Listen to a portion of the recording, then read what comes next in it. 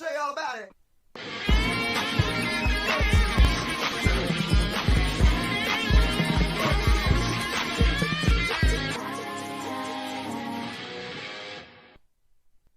That was real good. That was money, first of all. Let's do another. What is up, everyone? This is the Real Review 3000. I am Chris Knight, and you are watching the Gospel According to Chris, the crazy live stream week. We're doing Gospel According to Chris all week long. Last night, the Wheel Names picked Sporking News Podcast. Scott here. Light back here. Boom. Hey, everybody. Boom. And now I asked Fox yesterday, do you feel like you've won the lottery? I know I have. You have? Well, I don't have money to give you, so if you've won the lottery, by all means, quit work tomorrow and just... Yeah, I wish. So tonight, guys, we are going to be talking the Mandalorian. Mando. I mean, the Mando. I hate Mando. I hate that word. Mando. Actually, it's Manda. Why do they call him Mando? I don't know. Manda. I don't know. You know, that makes a lot of sense, dude. First of all, why does everyone know him as Mando? That's one thing that bothers me. Like, I can understand one guy calling him Mando, but everybody has called him Mando. I'm not going to say the word, but it literally makes it sound like everybody's calling him the N-word. Yeah. Literally, it comes across as like, it's just, that's what they're calling him. You know what I mean? Hey, yo, you know? Yeah. It's like a slur, man. Yeah, it is. Right. It feels like a slur, but he doesn't act like it's, I mean, again, things that they could change. Yep. Like, that goes back to like the prequels, doing things like Wizard Annie and like Annie and it's like, I hate Annie. Can't we just use their real names, please?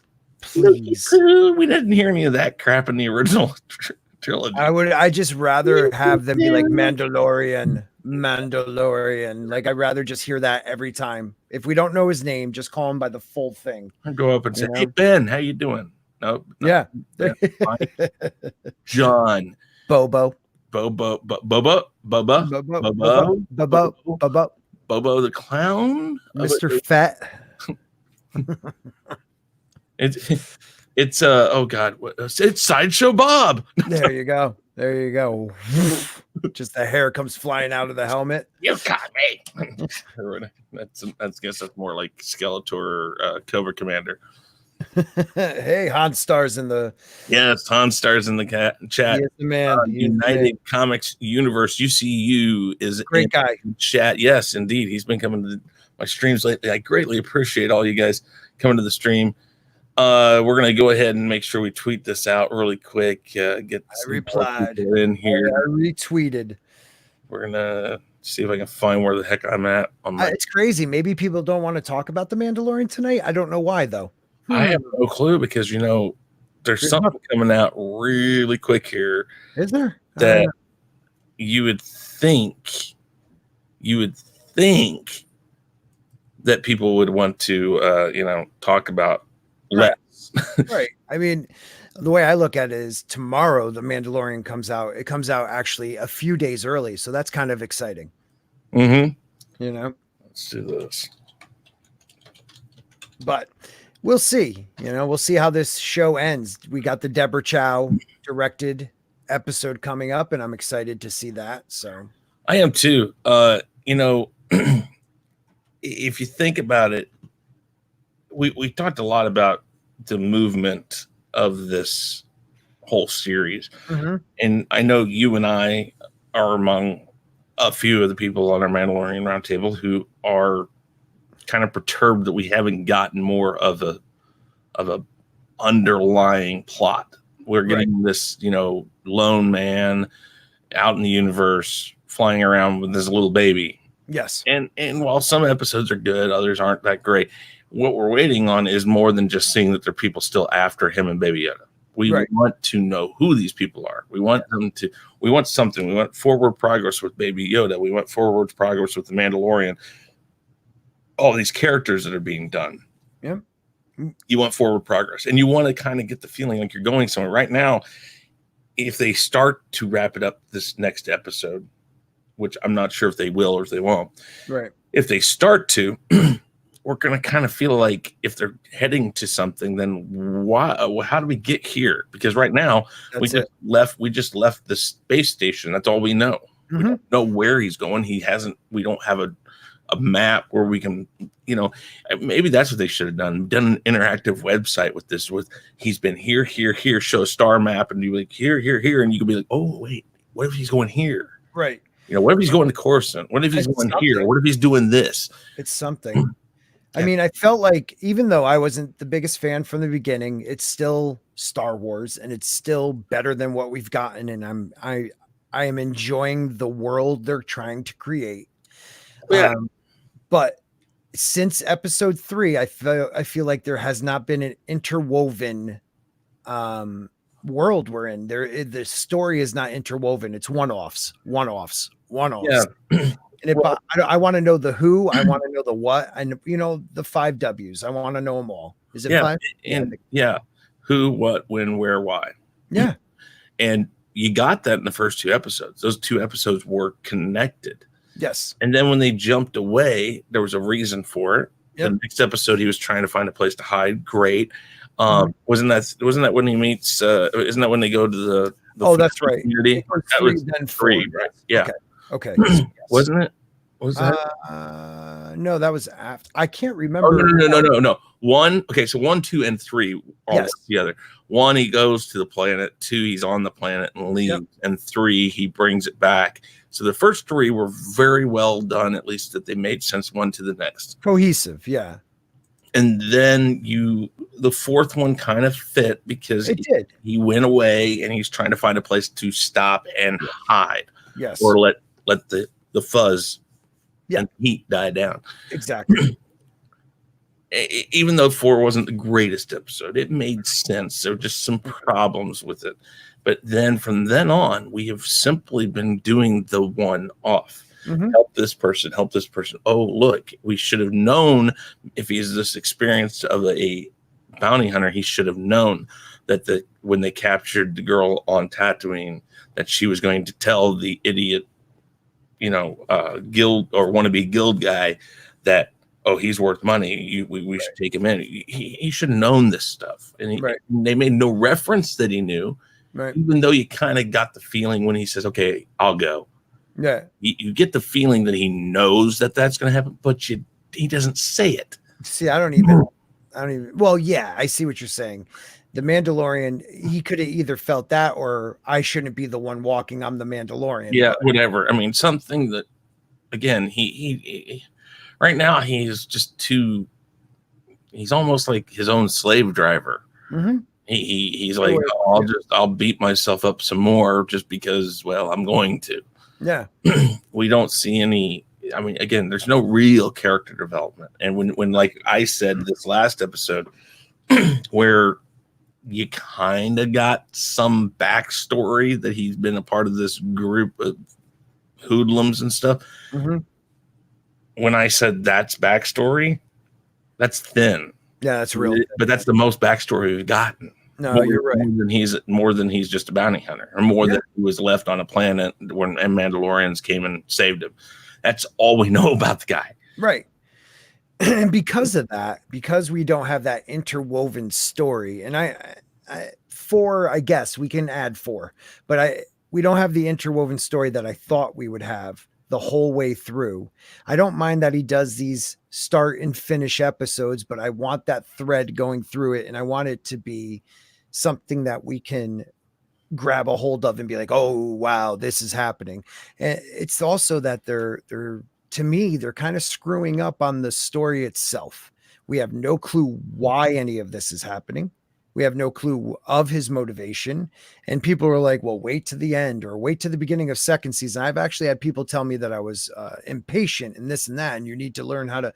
No, any story I love, any story that I've watched, any series that I've loved has that woven thread. No matter how one-off each episode is, there is something that is keeping it all together. And I feel like with this show, we don't have that.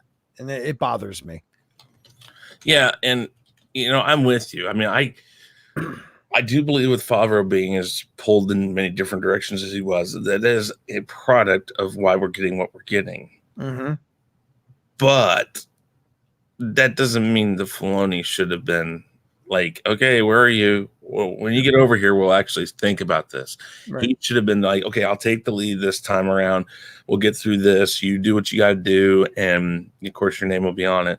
And then we'll get through this season, and there'll be some stumbling. And the first season of any show, you have your stumbling blocks or your places you stumble. You kind of go off track of the story or whatever, but you always want to set up the story that's going to carry us from this point on in the series. And they haven't done it.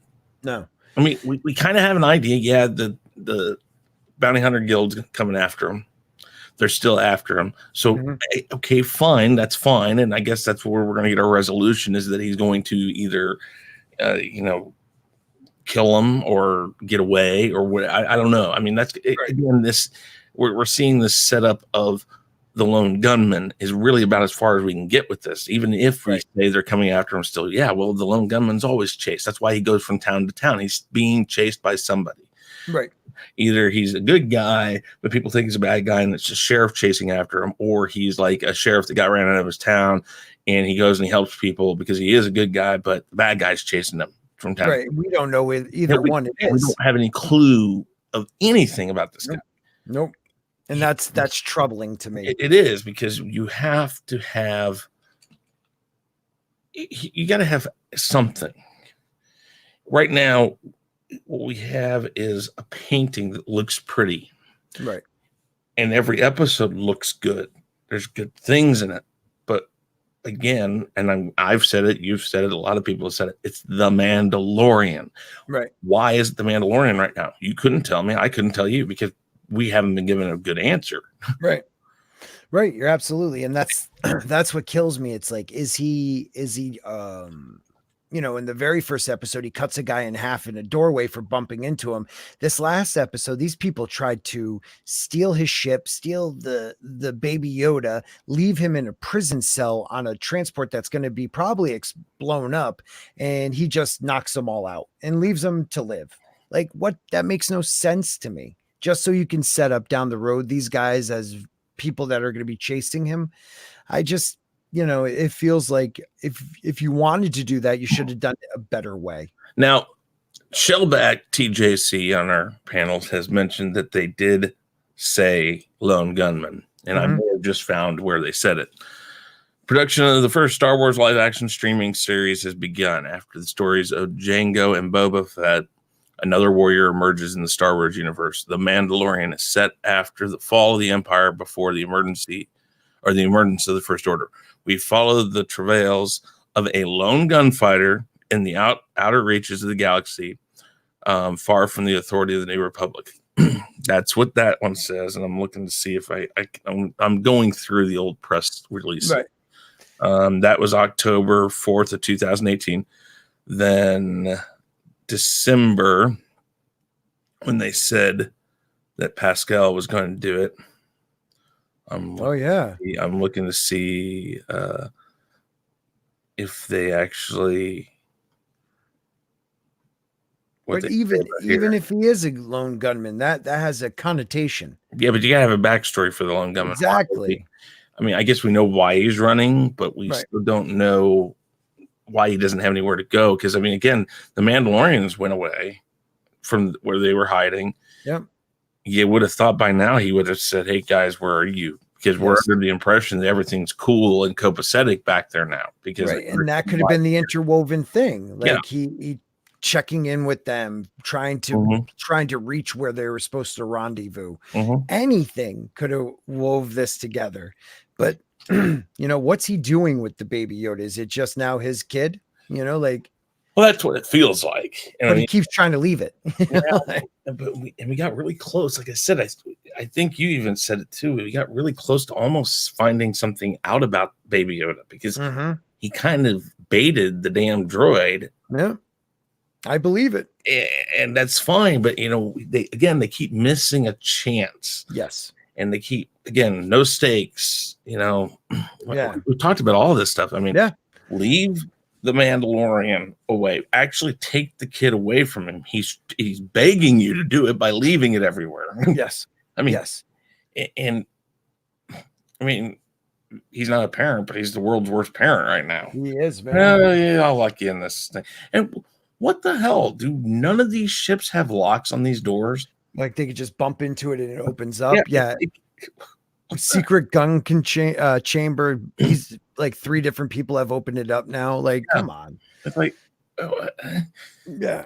There's so much that I feel like the more I think about the show, the more I'm like, God, you guys really failed, because you had an opportunity here with a great culture that we all want to hear more about. But it's a culture that everybody wants to hear about, but they just didn't follow through with it. Is it sad though that while they may have failed in many ways, and they may for the first season overall fail, is it sad though that we're talking about it as much as we are because we're still interested in it? I think it shows where the not to get into other things, but where Star Wars is right now. Where that a show is not living up to what a lot of people thought it would. We are trying so hard to keep it going, because at least all it is doing is screwing up in galaxy ideas that aren't part of the canon that we just saw destroyed. I think, I think you got 2 factions of people with the Rise of Skywalker: those who are going to go see it and those who are completely done. Now, I've said it, that the people who say, "Oh, I'm done, Star Wars is dead," it's kind of like leaving that girlfriend you were with for 10 years. You loved her, you had a really good time with her, but you had that one bad fight, and then the next 2 weeks just weren't that great, and then all of a sudden it's just like you guys feel like you're in 2 different places, and you're like, I'm out, or she says she's out, and that's where you go, and it's like, well, it's over. You tell all your friends, oh, it's over, I'm going to date somebody else, blah, blah, blah. 3 months later comes back, and what are you doing? You're talking to her again. Why? Because it's not dead. It's not over. Right.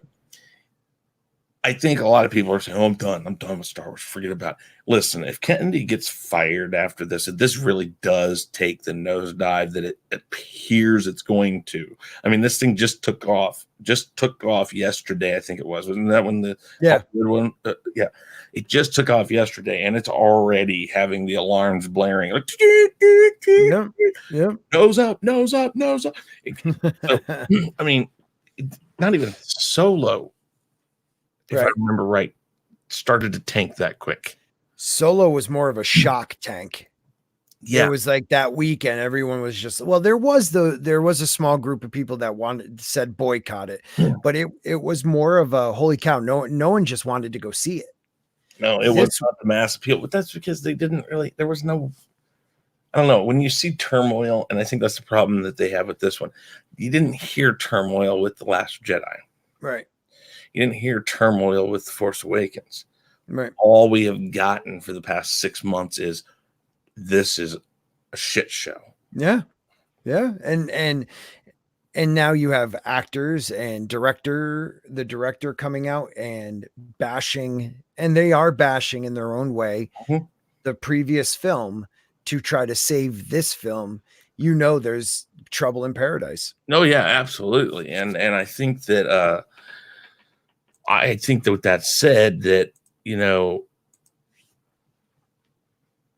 I don't know, with all the press, it just seems like it's just destined to crap and fall. And again, I think that Kathleen Kennedy has tied her leash to this, and it's either her weight's going to go in and fall to the bottom of the ocean, or she's going to drag the franchise down to the bottom of the ocean. Right now, I'm leaning to the franchise is going to drag her down. Yeah. And she's going to be sacrificed. I could say this. If she is still attached to Lucasfilms and this film bombs, I can see myself washing my hands of it. I'll review these things, but like emotionally washing my hands of it, because I'm at the point where it's like, what will it take for you to respect your fans? Yeah. I mean, it really, like, people forget, man, it's been a few years of them really, they attacked us. Oh, I know. You know, they don't make films for us. They don't care what we think, you know, and it was harsh from many different people. And now they're all backpedaling. And if it bombs, there needs to be heads that roll.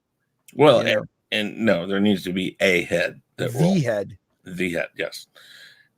And then I look forward to hopefully Favreau or Filoni or a tag team kind of thing. Yeah.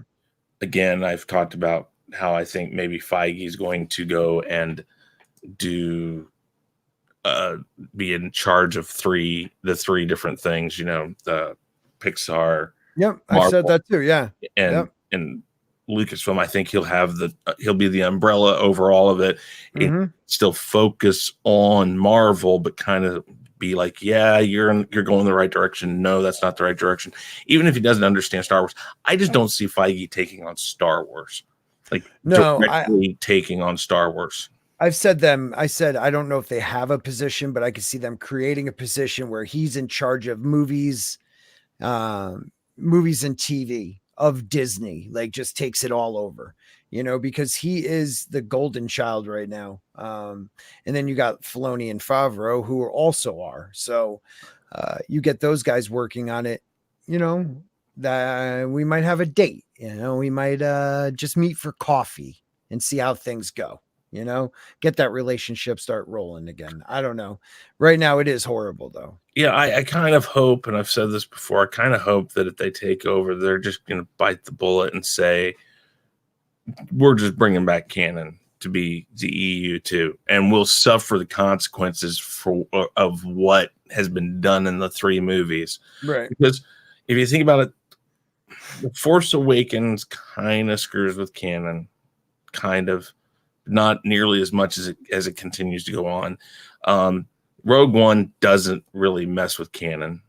No, Rogue One falls in line, I believe. Yeah, you know, parts of Solo fall in line. They kind of write the Empire stuff in a little differently, because if I remember right, he basically he is trained as an Imperial fighter, but he did it kind of in a sneaky way by not actually ever being recruited. He kind of just snuck in, kind of blended in, and learned what he wanted, and then left. If I remember right, I have to go back and read the stuff. But he was associated with the Empire, but never really a part of it. Right. So there's not a ton in the other films that really kill canon. Mm-hmm. It's just primarily the whole, you know, what they've done to the Force and stuff like that makes it kind of hard to go with. But bite the bullet and just say, okay, we're bringing back the EU. We don't care. And you can say, well, but they don't want to pay. They don't want to do this. What you do is you pay for the treatment. Yep. You say, we're going to pay for your characters in your book. We're going to pay you for this. And Disney, some of these people who haven't written stuff for a while, like the early, Solo books or Splinter of the Mind's.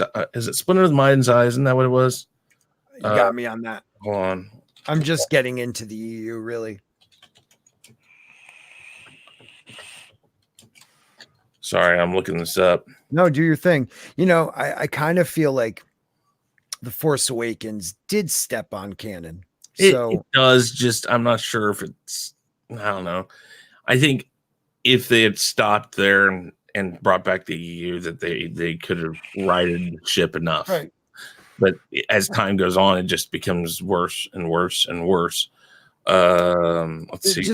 My biggest couple pet peeves, really quick, are them not knowing if Luke Skywalker is a real person, even though the Republic is in charge at that point. You know, like, how don't you know? You may not know that ever met a Jedi in your life, but for the guy who saved or really defeated the Empire and twice, and then saved the Republic, and now the Republic is formed, and 30 years later, the Republic is still strong. How do you not know that he's real? and how do you not know those stories are real, but yet Han Solo as the Kessel Run guy? Like, there's just certain things that I'm just like, come on. Well, because certain things are going to be talked about. I mean, I can answer that. Certain things. No, I know what you're going to say too, and I don't agree already. I know. Well, I'm just saying certain things are talked about, but then other things are kind of that Loch Ness monster type of thing. You may have heard. No. See, I would think that would be the exact opposite. I can only understand Rey knowing about Han because she's on a outer rim planet, but everybody knows the Republic. Those things would have been taught in schools. They would have been propaganda they used. Yeah, but not in the outer rim. It would have got out there. No, because it just like in the first Star Wars, the Empire doesn't mess with tattooing. Right, but he wants to join the that's because they talk about it, but he knows all about it. It's all out there. Yeah, I disagree, but I understand that battle. It's kind of that whole thing of, well, yeah, what came first, chicken or egg? Do we really know what they're being taught in their schools and stuff? No, we don't. No, we don't. Again, I can always tell you, anybody in the rebellion may not have known about Luke per se, because nobody really knew what a Jedi was by that time. You may have been told. Now, Leia knew, the bigwigs knew about it. Some of them had worked with them, but they still pay no mind to this Jedi thing. This is all, and that's why Han even says, I didn't think it was true, but it is. Right. And, I understand both. No, I wouldn't even go to the Jedi part of him. He was a rebellion hero. He blew up the Death Star. That's he true. Defeated the Emperor, because no one knows really what happened, but he did. So he doesn't even have to be known as a Jedi, just as a hero. That's true. But again, on Outer Rim planet, she may not have heard about that stuff. She definitely would have heard about Han Solo, because if he had gone back to his exploits as a smuggler, yeah, that's what they are. Now, the problem with that, and here's where I'll go on your story and go with you. The problem with that is, if you'd heard about Han Solo, wouldn't you have known about, and about the Kessel Run, wouldn't you have known that was the Millennium Falcon when you got on it? But she doesn't act like it. It's right. No, it's a hunk of junk. Yeah, exactly. And so those are the problems in their writing. Right. Oh, I know about you, Han Solo, Kessel Run, blah, blah, blah, blah. Well, how did he do the Kessel Run? He didn't get out into space and fly like Mary Poppins. Right. Right. But there's a lot of obvious mistakes, but I could understand. The problem is we can try our best to explain away things. Mm-hmm. But to me, there's just too much of it in the sequel. Like, it's just too much of us trying to explain away their mistakes. Going worse and worse and worse. And that's why I said you'd be best to bite the bullet and say, we're going to go to the EU. That's where the most. Now, I said something over on Danny's channel on Comic Chats. I said over on his channel that I actually think before they do another trilogy, that they really need to hunker down and find something that brings fans back into the seats.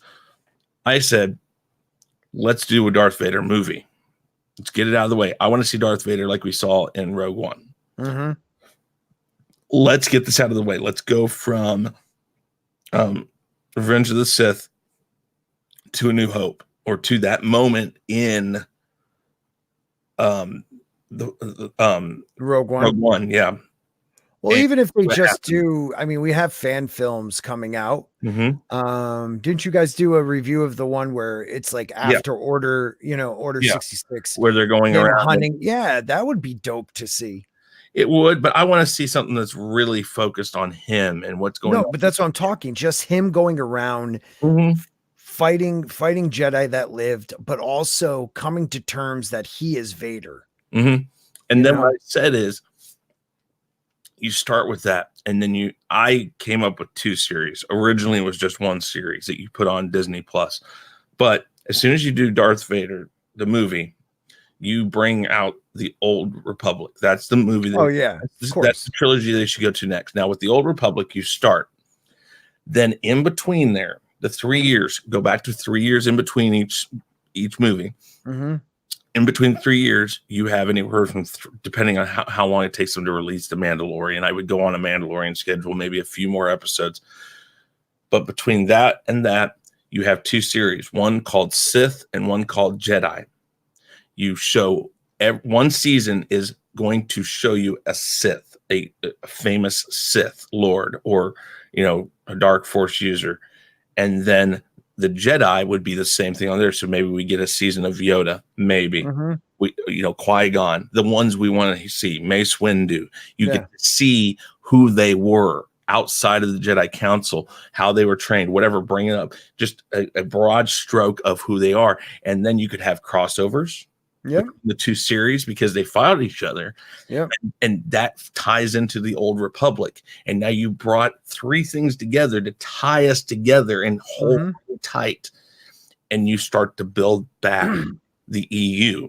Yeah. And before long, people are going to forget about the Rise of Skywalker. They're going to forget about the Last Jedi. They're going to forget about the Force Awakens, and it'll be a one-off. That'll be a trilogy that was a one-off.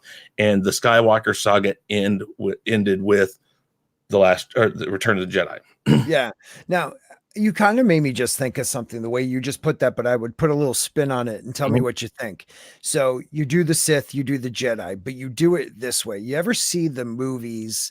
And I'm forgetting I think one's like Letters from Iwo Jima, and one's about. So you got the Americans when they invaded Guadalcanal or something in Japan, but then you see the Japanese side of it in another Clint Eastwood movie. Yeah. Why don't you do that? You do a Jedi season, and then you do the same season, but from the Sith side. You could, yeah, that would work. And just keep mirroring them, But you see, what you do is you could do that in between. Yes. And one, we start learning more about the Sith and the Jedi, and you could tie all that together because that's all happening at the same time. Yep. And by doing that, you really make a strong universe. Yeah. As long as everybody's on the same page. And that's the thing. You have to make sure, okay, we're going to sit down. We're going to write this basic idea out of how all of this ties together. Season 1 would be Darth Plagueis or whatever, go from there. I wouldn't waste a whole season on Sidious. We know a lot about Sidious already. Right. But you can have Sidious show up.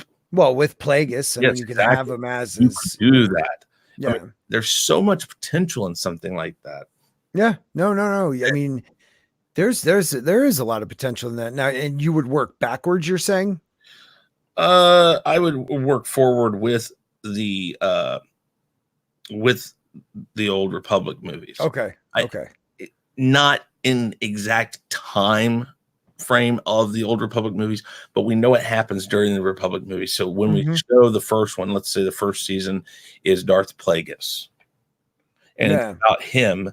We're going to get a broad stroke. Right. So if you've ever watched Star Wars Theory, I don't know, Star Wars Theory, a few of these people, when they come up and they do the videos about the different Sith, they give you a nice, 15-minute rundown of who the Sith was. Well, we're going to do a season. So we're going to expand it a little more. We're going to dive in a little more, but we're not going to go in. It'll be like a long, drawn-out movie cut up. And start like from when they first kill their master, because that's what most of them did. Their master to take over. Right. And then they found an apprentice. So with Plagueis, they'd kill trying to remember what his master was right offhand. I can't, but he killed his master right at the beginning. That's how you start it. And then he takes Sidious in, and you get to see kind of how Sidious began, but that's not what's important really. Right. Sending Sidious out to do things and things like that. I don't know. I mean, again, Plagueis' life is a very cool one, so I would love to see that. You should start with Plagueis. He is, I don't want to say undeniably, but he's arguably one of the most famous Sith, if not the most famous. People might say that, Sidious, maybe, but I mean, Plagueis is where Sidious came from. Everything Sidious does is because of Plagueis. Right. I mean, he was Plagueis the Wise. He did a lot with the corruption of he fought the Republic by controlling money, and that was really, really interesting. Yeah, I would think that would be really cool. That would be really cool to see. And then I guess, yeah, I mean, and that's where I would also put Obi-Wan. I'd put an Obi-Wan series in that. And again, you have a lot of jumping around you could do. But I mean, we're talking a few years away before I don't want to see a trilogy yet. Yeah. Let's get some one-offs. Yeah, I like that. Let's get some, definitely do I mean, I don't know how big of a movie it would be, but I guess I want to see Obi-Wan as a movie. I don't want to see it as a series, but if they're going to do a series, fine. But they need to do a Darth Vader movie. And I'm not sure what else. I'm trying to think of other characters or other things you can do as a one-off. I mean, right. That's, I mean, you could do one-off, but see there you fall into if they don't show that character the respect they deserve, it could really bomb. And that is the problem. And that's why, first off, the first thing that has to happen is Kennedy's got to get out. She's got to be gone. Yep. I kind of have this feeling that if Kennedy's gone, even if Lucas isn't front and center in the picture, if Filoni and Favreau are in charge, Lucas is going to be on the phone with them. Oh God, yeah. I mean, there's that picture of him at the taping of The Mandalorian, and it's the three of them in one row, and then behind them is Kathleen Kennedy. So one of my favorite pictures of recent time. Every time you see it, I know, it just makes me choke up. Let's get back though to The Mandalorian. All right. So let's talk about the hype. The hype is we're going to get some idea of where the First Order came from. They said they're going to give us that. I looked for it. I don't have time to finish looking for it right now, but we both know they said that. That was kind of as we got closer. That's how they sold it to us. They said you're gonna find out the beginnings of the First Order, at least the beginnings. Right now, people are saying, "Oh well, Baby Yoda." Sidious is trying to get Baby Yoda. Well, that's the worst thing. Let's not worry about what the movies are doing. Right. We need to stay away from the movies. Forget the movies exist right now. If we want to find a way to tie Return of the Jedi to these movies, fine, do it.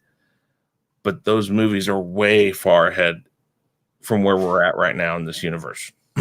Right. And that it would make me kind of sad too, because I have ideas how they're going to try to tie it in, but why? Why even tie it in, man? Why do that to this series? Yeah. I feel like this series had a lot of hype. We were sold the idea, yes, maybe of a lone gunman, but of a little bit more gritty storyline. And what I feel like we got is they can't decide, is it gritty or is it kid friendly?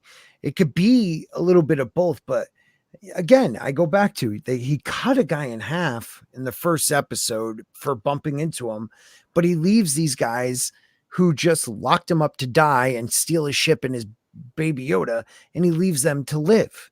And it just makes no sense to me. What I feel is he should be you can make him he tries to do the right thing right off the rip, but if you screw him, he destroys you. And that's what he should have been. And yeah, I mean, they went from making him somebody that didn't give a crap, that was going to kill people. Because notice, those guys weren't the problem. When you first watch it, you're like, is that who he's after? And then you come and you find it's this like snivelly little peon here. Right. That basically tries to bribe him for the rest of the time. And he kills these people who get in his way. And it's like, wow, okay, that wasn't what he was after. If he's willing to do that, why the hell isn't he doing it in any of the other episodes? Exactly. That's my problem, man. You set a precedence. You told us this is how he reacts to people messing with him. And now he doesn't do that at all. He allows people to I hate that everyone calls him Mando. I can't stand it. I can understand an old friend or old person that calls him Mando, but the kid called him Mando. Everybody calls him Mando. He's a Mandalorian. He should be feared. I said it before the stream, and I'll be touchy about this. It's almost like they're all calling him the N-word. It's a slur. It feels like a slur. What up? Yeah. That's how I hear it. Yeah, and I don't like it. Act that way. It's just like It does feel like being a Mandalorian of some sort. What was that? It does feel like a slur of like his culture, and you're right. But what's funny is he doesn't act like it. And you got to think, they're making all, and again, Steve brings this up quite a bit in our group that, they're messing up Mandalorian lore. If the Mandalorians are such a proud group, because we call them a race, but they're a culture. They're a culture now more than anything. Like Buddhists, you're not necessarily you could be a Buddhist, but all different races. Exactly. Yeah. So it's more of an idea in a way of life now. That's the way. If it's this great thing to be a part of, if it's so steeped in its rules, don't hurt children, finish the job, whatever. Wouldn't you think being called Mando is a little bad, and that you're going to look at somebody and says, listen, call me Mando again, and I'll cut you in half with my hand. Right. Or he should have just done that. I mean, why not? And then we know, okay, he's anybody else want to call me Amanda? Right. And he doesn't take, crap from anybody. But that's where this cringe Disney crap comes into play. And I could blame Disney for, how many times I want to blame Disney and then I think back on it. Hey, Alyssa, how you doing there? How many times I want to go back and blame Disney? And then I'm like, oh, but it was Lucas. Lucas did Annie. Lucas did Wizard. Those are things that kid talk. Yes. He started that. So of course Disney's going to think, oh, look. I don't agree with that, because Lucas was always known for not being a strong writer, and he had a lot of yes men around him for the prequels. And he believed his own thing right there, where it was like, all right, I'm just going to write my dialogue. Oh, this sounds good. Oh, it sounds good. Oh, it sounds good. Okay. I'm just going to send it. He should have had somebody writing with him. Yeah, he's not a strong writer. I just think Disney kind of looks at it. Well, that was a shortened version of Anakin. I don't know. I mean, okay, Anakin. I don't know how you can shorten that without making it sound like childish. Hey, Ken, come over here. Hey, Annie. It doesn't sound right. But like me, Chris and Christopher. That's a natural progression. You can go down and you can make it that way. You can separate it. So, we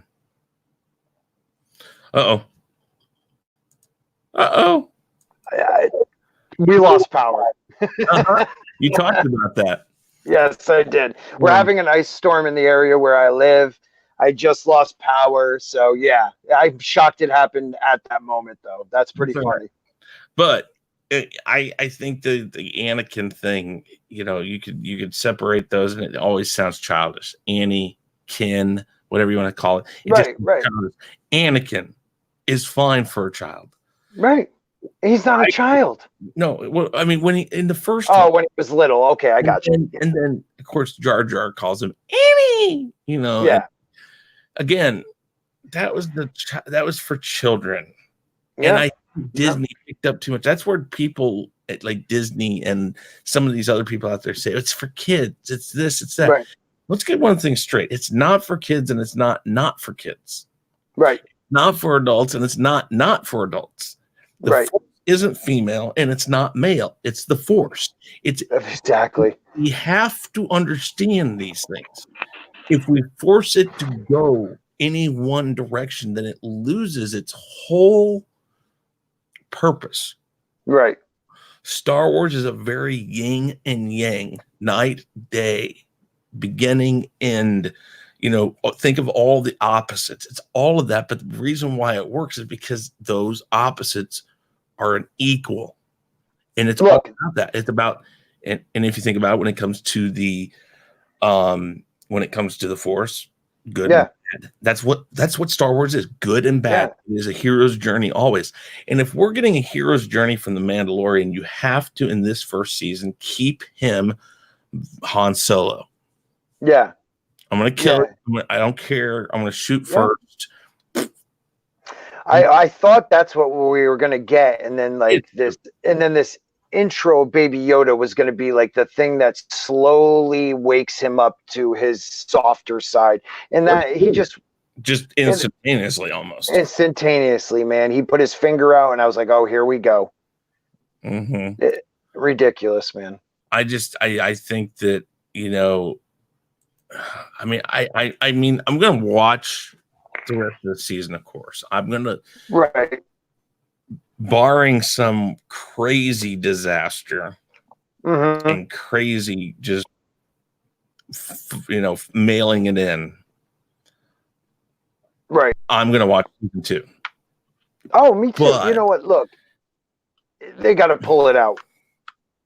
They got to show us that they realize they got to show us something for staying on board this long. And much like the trilogy, they should be watching how the trilogy is broken Star Wars, because it constantly gave us so many, like, it was like the new trilogy is a trail of breadcrumbs, right? But the breadcrumbs taste like cake. They come from a cake, and you're like, "Oh, this is the best tasting cake I've ever had. I want more. I want more. I want more." And you keep going, and you're like, "Where is the cake?" Right. Where are the Knights of Ren?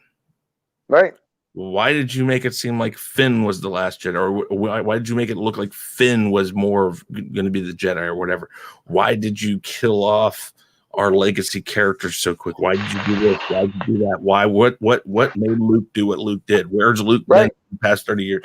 Blah, blah, blah. All these questions. And yet they kept on saying, "Oh, we're going to tell you. We're going to tell you. We're going to tell you. We're going to tell you." And they still, to this day, have not told us anything. Look, you can... Kathleen Kennedy is the head. Everything falls at her feet. She should be gone. But Rian Johnson destroyed. Yeah, he did destroy. He definitely soft rebooted. He took A New Hope and just followed that same journey. But at least he set up a couple nuggets of things, and he didn't destroy Finn altogether yet. But Rian Johnson just turned it into, he took everything that JJ started and said it wasn't important. Yeah. And, her parentage, nothing. Finn, nothing. The whole Canto Bite thing was nothing. It's just ridiculous, man. Well, and I think we've all said it, is that it is, well, I said it, I don't know if it was on your stream or on the stream or a different stream. I said, The Last Jedi is the O.J. Simpson police chase. Yeah. Real slow. Watching it. And you're like, what's he running from? What are you going to do to him? And when it all came down to it, not really much. They blew up ships, but most of those ships were empty. Yep. It's like, have you ever worried about fuel in any other Star Wars movie? No, because fuel isn't really. I mean, okay, that right there's probably one thing that killed Han Solo, because it's all about fuel. Yeah, I mean, you got 2 films, one after another, talking more about fuel than anything else ever we've heard. You just left your base, and like somebody else said it too perfectly. You have Luke Skywalker taking an X-wing all the way to Dagobah, but yet you have, I know and said this earlier, but I was thinking about it. You have somebody like Obi-Wan Kenobi that takes his ship all the way to the clones, and yet your transport, your one of your flagships that just left your base doesn't have enough fuel after one jump. Yeah, exactly. No, you're absolutely right, because we never thought about it before. Not just to mention that, people want to know what I think about The Last Jedi. I liked it. I do. I mean, I make it work in the thing, but I'll give you just as many plot holes as anything. Why didn't we see him bring the X-wing back up? That was the perfect opportunity when you see it in the harbor. That was the perfect opportunity to show how much he had become that Jedi that we were told about in the original trilogy. He could do that now. Right. When make Rey fail when he's trying to, he says, I'm only going to show you 3 things. That's all I'm going to do. Right. And make her fail the first one that he like when he tells her to reach out and she's trying, and then he does. I like the little comedy right there where he does the thing. I mean, I don't think comedy needed to be as much as it was in the movie, but that little bit of comedy was kind of funny. That was like a Yoda-esque comedy. Right. And then slaps her and goes like, no, feel. And so she tries to feel, and you start seeing things change because she's starting to get it. And then all of a sudden she fails and she's like, I just can't focus on it. I can't do it. It's too much right now. Right. And then he says, you know what? I thought that one time. And then he uses his force. This guy who hadn't used it, he says he hasn't used it for however many years. He uses it and he raises the X-Wing out and right up in front of them.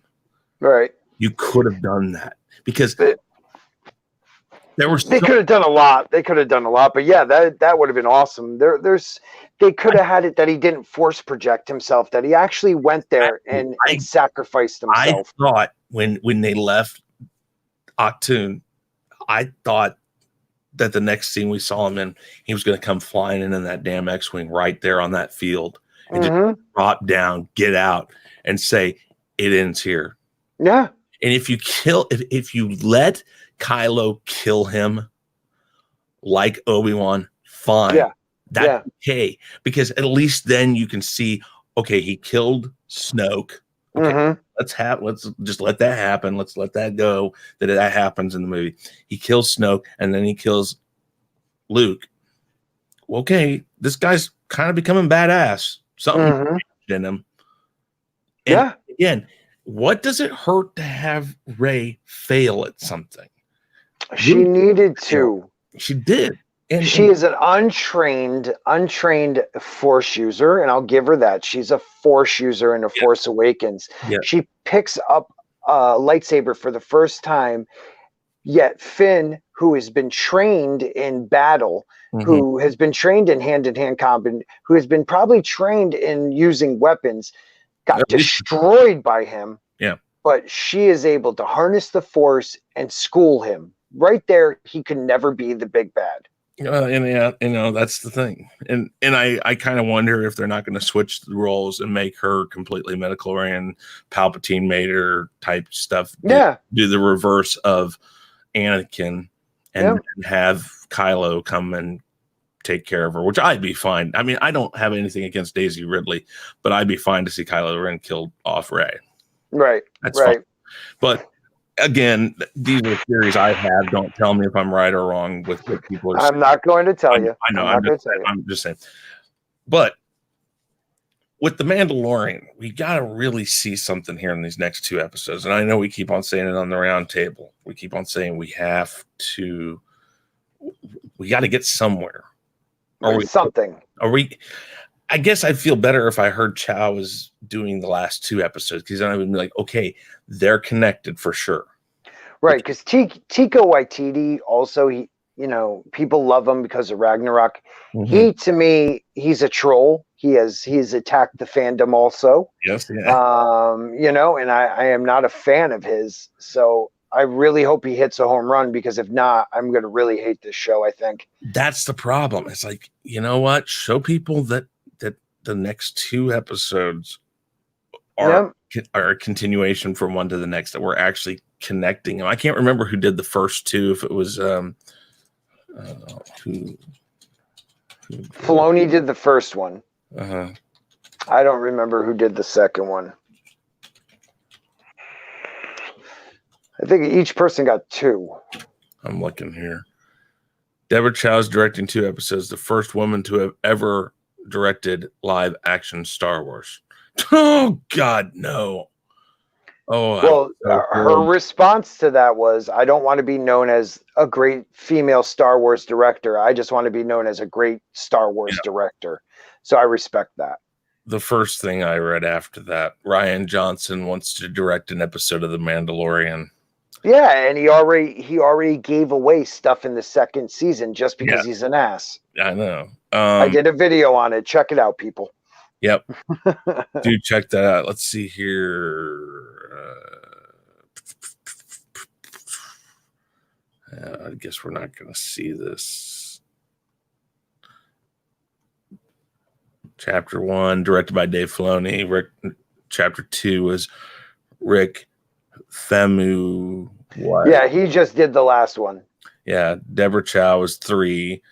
Bryce Dallas Howard was 4. Which it wasn't a bad episode. It was crap. Yeah. I'm sorry, we could disagree. Dave Filoni did the Gunslinger, which is kind of funny. Yeah. Yeah, and then Chapter 7, Deborah Chow, and then Taika Waititi.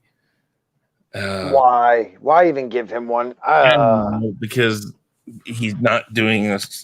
He's not getting a trilogy or one of the trilogy movies. Because isn't that what originally they were saying? Is that in the next trilogy he was going to get a movie? Oh no, I didn't. I don't know if I heard that. I don't know. You know, you had Dan and Dave, you had Rian Johnson, and it sounds like they're both out, which is great because I hate Dan and Dave. You know, I'd like to see that someone. Doesn't have anything to do with that show called Game of Thrones, did it? Yeah, that is my crucible. That is my cross to bear. I freaking hate those guys. But give them credit where credit's due. They came out and they said, you know what, we screwed the pooch. When did they do that? Not too long ago, actually. Hold on. Yeah, let's read that whole statement.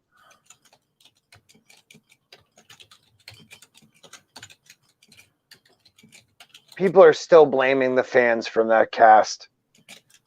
I did a video about that just the other day too. All right, hold on. Game of Thrones creators Benioff and Weiss said they are going to get very drunk and avoid the internet after the throne. Yeah, that was right after or right before the finale. Undisclosed location, turning off our phones and open it. We said at some point, if we say it's safe to come out again, somebody like HBO's Thrones publicist will give us a breakdown of what was out there without us. That was right after, though, wasn't it? Yeah. Yeah, they were cowards. There was something else here. Hold on. They knew it was going to suck. Here. Oh, well, no. I have to go again. This is like not last second, but there was something not too long ago after that they said we took on too much and we know it now. We understand that we messed up. And oh no, what they were talking about was that they were given the show and it was like a writing class that they took on too much that they even no, they weren't saying that this 8th season was too much. They were saying when they first started, they don't know why anybody gave them that. Yeah. And I that was their way of saying that they know they couldn't have done the 8th season because the guy who wrote the whole series. Yeah, the great George R.R. Martin. Yeah, that helped them basically make the rest of it work. And then when there was no material to go to and they wanted to go forward, much like Disney, they didn't know the inner workings of that universe. No, but see, the thing about those guys is they were arrogant. And they thought they were as good as George. I am like a diehard. You don't think Kennedy's the same way? That's what I'm saying. It's the same storyline. Yeah, she thinks she was as good as George, and it was her baby now. So screw George. And I felt like they felt the same way. It was theirs because they kept saying stuff like what they created. No, you didn't create shit. George Martin created this. Just kind of like Kathleen Kennedy, the Force is female. How the hell are you able to say that when it's George Lucas's creation? And that's the thing. So many people were like, "Oh, yay, it's female." It's like, was it male before? Did you think that it was male before? I never thought of it. Who's the chauvinistic people now? Well, I mean, yeah, right there where they were proud to have a writing room that was just females.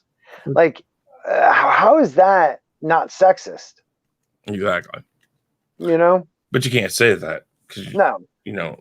And that's why I think we all have so much faith, and we're putting a lot of faith, maybe too much, into Filoni and Favreau because they're only humans, but we want them. We're hoping they hit it out of the park with this because We need some victory from guys who truly love the series they're in. I'm okay if they limp across the finish line. Me too, man. I really am. You just got to give me something. You got to give me something. Yeah. That makes me want to go see the next season. And then next season, you better start getting your card lined up. You better start getting your ducks in a row and start actually going forward to something. Yep. But I agree. Tony and Favreau are the right people. I think they are the I think they're the people that are going to get this right. It's just they're going to have they're kind of, I don't know. They had the Clone Wars, they had Rebels, we got that, and those are cartoons. Let's be honest, right. Cartoon. Right. It's a different universe. It's a different feel. They're working through their rough patches right now with a live action that has to be grittier, like you said. We have to say violence is okay. You have to say it. Oh God, yeah. Play this violence card that we don't want to make it too violent. Listen, you guys made Down and Out in Beverly Hills. There you go. Nasty, raunchy, sex-filled movie. Very good point, man. Get past yourselves. Get off your high horse thinking that you're better than everybody else and that you don't have to do this.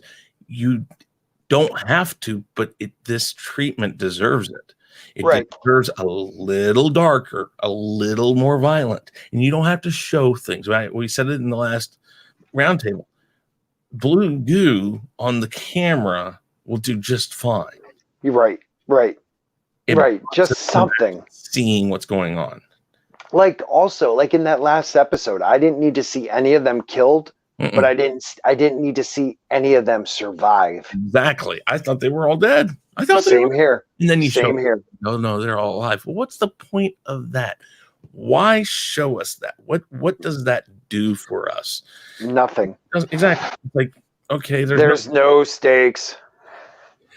No, and that's probably the next thing is that they need in the next season or in the next 2 episodes, which I doubt we're going to get. They need to say there's stakes.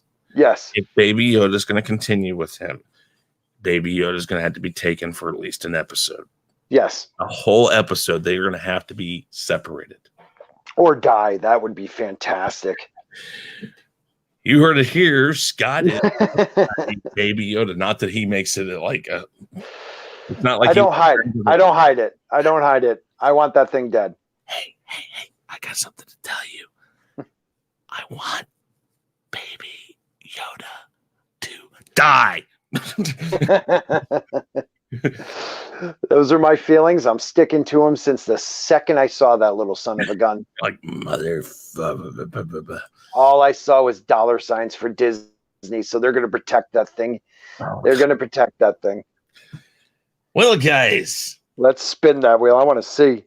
This is the Wheel of Names. This is how you were picked. This is how everybody that's been on the show has been picked. Some people have not been on the show that have been picked by the Wheel of Names. We're working on getting them on, timing, all that stuff, scheduling, conflicts. It happens. Okay, we all understand that.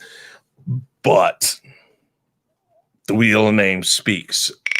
Oh, and actually, I just realized something. I have the wrong one up. This is so those people who've heard me talk about the new Wheel of Names. This is the new Wheel of Names.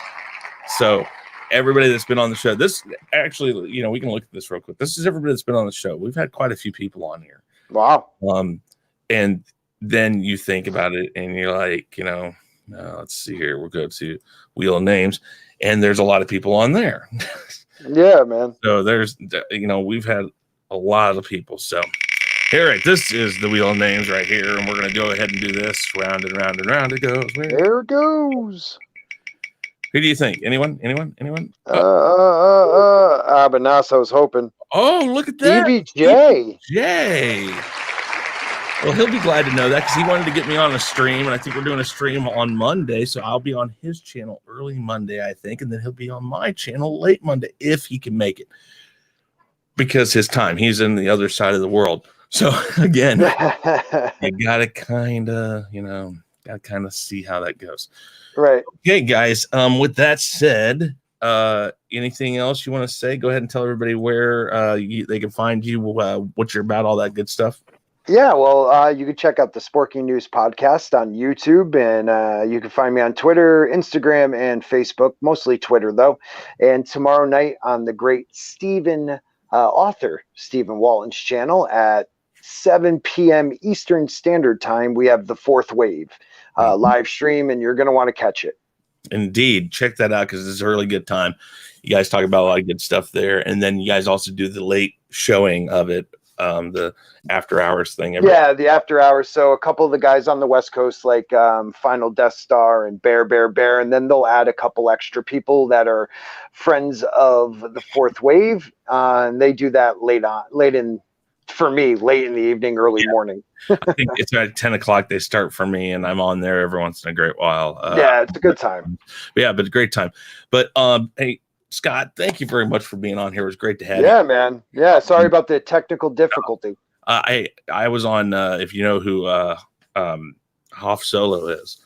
Mm-hmm. I was on his, he did his interview thing for a long time, and I was on that, and about halfway through, it cut out. My internet, everything went down, and I couldn't get it back up in time. And so I heard him go, and one of these times I'll play you the thing we did for the second part of that, because I took parts from him going like, Chris, are you there? We did this whole intro thing. It was pretty funny. So, but no, it's all right. But everybody, thank you for watching tonight's episode of The Gospel According to Chris. We're going to see if Stevie J can be on tomorrow night or sometime then, or maybe we'll record it and do it. I don't know. We'll figure it out. But with that said, I am Chris Knight. This has been The Real Review 3000 and The Gospel According to Chris. Have a good night. Hey guys, thanks for checking us out. Be sure to subscribe to both channels, and make sure to check out our friends in the Fandom Minutes. You can find us on YouTube, Twitter, Facebook, Instagram, and BitChute, and you can also send us an email at sean@seanstackhousereacts.com and chrisknight@therealreview3000.com. Be sure to swing by our Teespring store to pick up some awesome merchandise.